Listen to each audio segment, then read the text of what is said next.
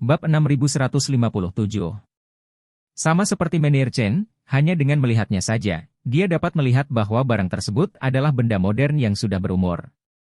Dilengkapi dengan pangkalan yang dibuat pada tahun Xuande dinasti Ming untuk membingungkan informasi. Hal ini juga membuat banyak praktisi memandang Menir Chen dengan kagum. Sejak Menir Chen mengambil alih toko barang antik, kinerja toko tersebut menurun. Jadi sebagian orang selalu menganggap kemampuan pribadi Menir Chen kurang baik. Tapi kali ini, semua orang sangat menyadari bahwa kekuatan pribadi Menir Chen sudah cukup. Alasan penurunan kinerja mungkin karena industri sedang terpuruk dan dia tidak menemukan sesuatu yang baik. Untuk sementara waktu, pujian untuknya di grup sangat banyak. Menir Chen sangat bangga. Menurutnya, setelah malam ini, dia akan menjadi anak laki-laki paling tampan di seluruh jalan antik. Legenda tentang dirinya pasti akan semakin menakjubkan jika terus menyebar. Yang akan membantu meningkatkan statusnya di industri. Tidak diragukan lagi sangat membantu.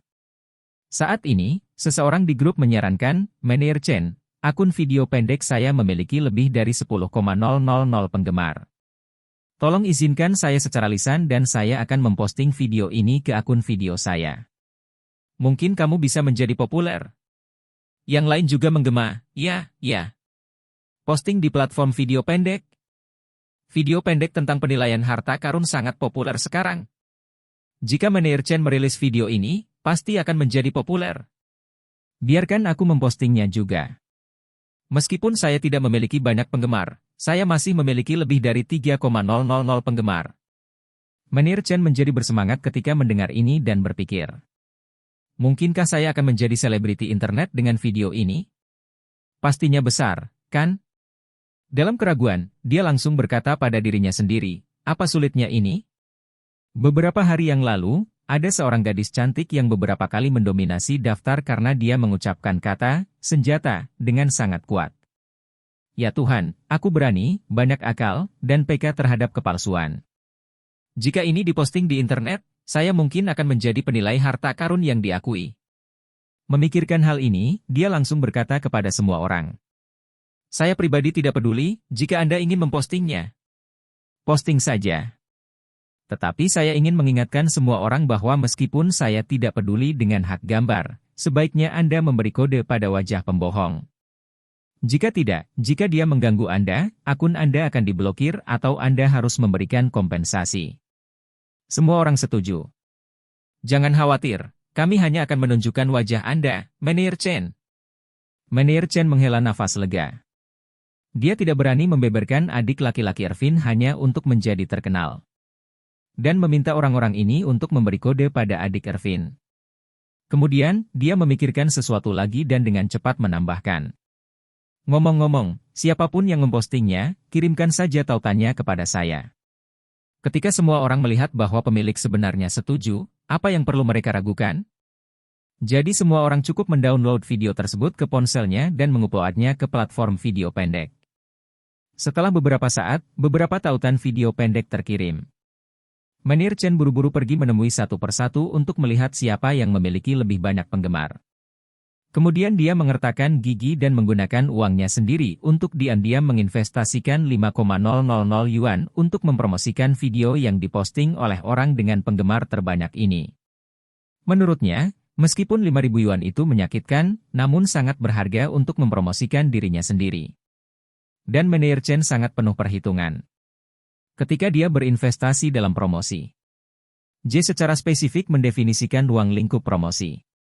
Dia hanya mempromosikan pengguna lokal di Aurous Hill. Alasan mengapa dia hanya mempromosikan pengguna lokal adalah karena dia tahu betul bahwa trafik yang bisa dibeli dengan harga 5.000 yuan tidaklah banyak. Jika cakupannya tidak ditentukan, lalu lintas akan terlalu tersebar. Sekarang dia terlibat dalam lingkaran barang antik Aurous Hill. Dia secara alami pertama kali menemukan cara untuk meningkatkan reputasinya di Aurous Hill. Yang terbaik adalah mengemas dirinya sebagai ahli barang antik lokal di Aurous Hill. Sehingga perlahan bisa merambah ke seluruh provinsi dan seluruh wilayah Cina bagian timur. Akhirnya, ini berskala nasional. Oleh karena itu, cara yang paling hemat biaya adalah membiarkan sebanyak mungkin pengguna lokal Aurous Hill melihat Anda terlebih dahulu. Selain itu, ia juga punya pemikiran lain, yakni jika Warnia selaku ketua grup lagu melihat video ini, dia pasti akan memandangnya dengan kagum. Jika Warnia bisa menganggapnya serius, karirnya akan segera tiba. Segera, investasi video sebesar 5,000 yuan menjadi populer di Rose Hill.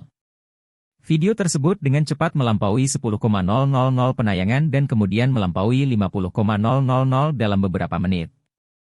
Hampir semua komentar memuji Menir Chen. Mereka merasa bahwa orang ini memang sangat profesional dan dia bisa mengenali pembohong yang licik dalam sekejap. Menir Chen mengirimkan tautan video ke Irvin, yang membuka video tersebut dan mulai memutarnya di depan Jacob.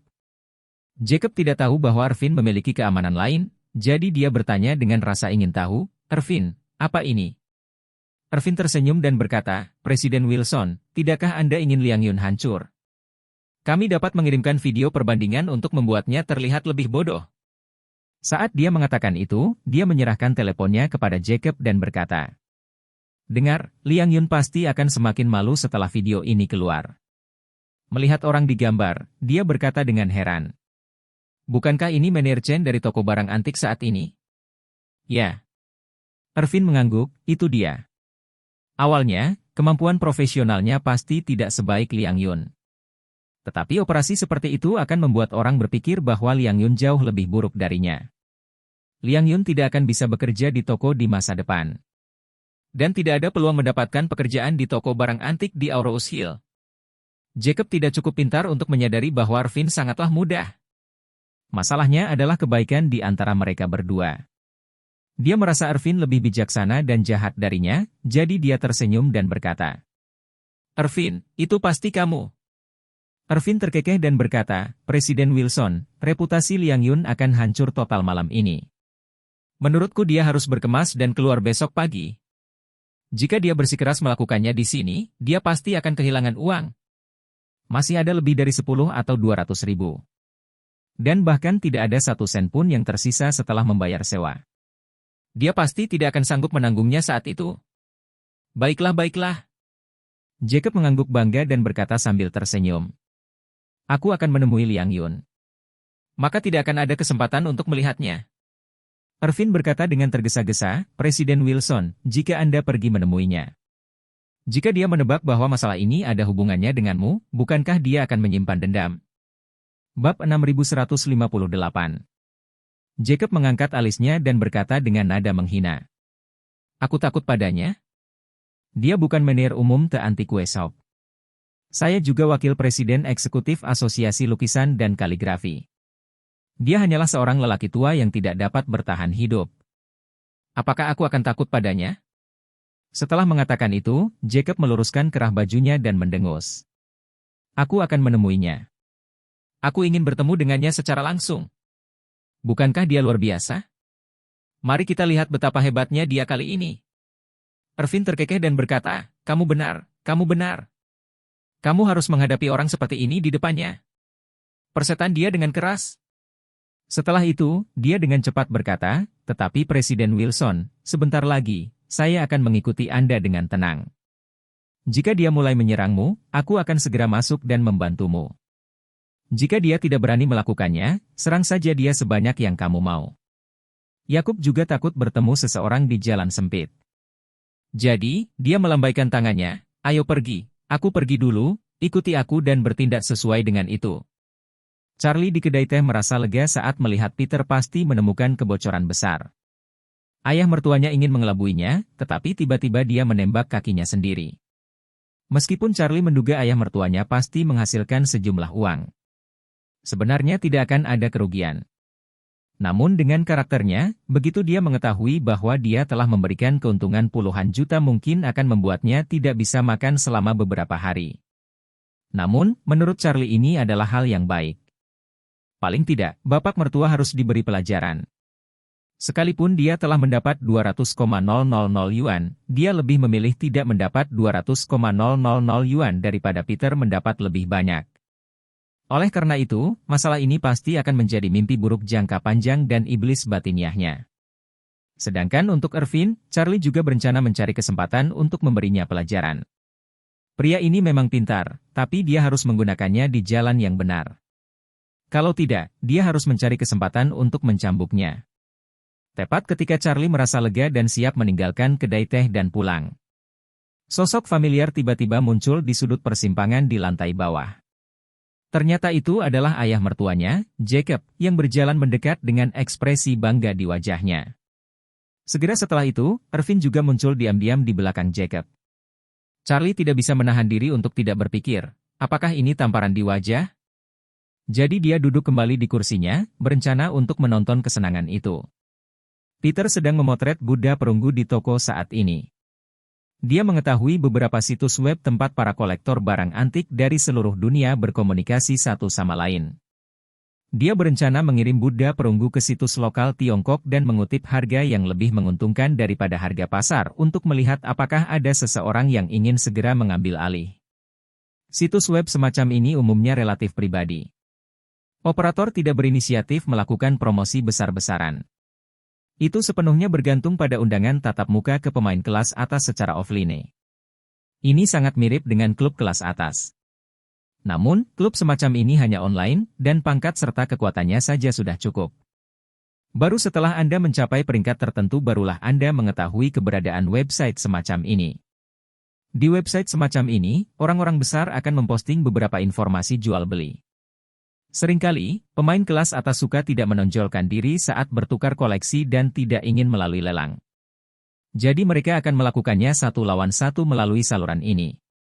Saling menghubungi, dan jika tertarik satu sama lain, mereka juga akan melakukan transaksi offline yang dirahasiakan. Inilah sebabnya, pada banyak koleksi, semua orang hanya mengetahui keberadaannya, tetapi tidak mengetahui siapa pemiliknya.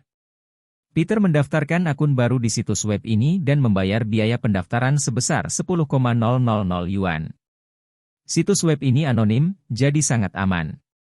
Setelah mendaftarkan akunnya, ia berencana memposting foto dan informasi Buddha perunggu tersebut, lalu mengutip harga 20 juta. Menurutnya, harga tersebut tidak mahal. Nilai Buddha perunggu emas sekitar 100 juta. Tapi sekarang emasnya sudah habis, diskon 30% masuk akal. Atas dasar diskon 30%, dia telah menurunkan harga sebanyak 10 juta atau 20 juta lagi. Yang bisa dikatakan merupakan kesepakatan yang sangat bagus. Selain itu, hanya ada sedikit Buddha perunggu dari dinasti Song Utara. Dan terkadang tidak ada yang baru yang bisa diproduksi dalam setahun.